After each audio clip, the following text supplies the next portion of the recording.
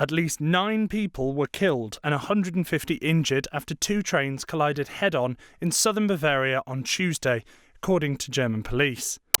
The incident happened around 7 a.m. local time on a single-track line near the town of Bad Aibling, about 35 miles southeast of Munich. Police said that 55 people were seriously injured, with 15 in a severe condition. Police are yet to say what the cause of the collision was, but were set to give a news conference at midday.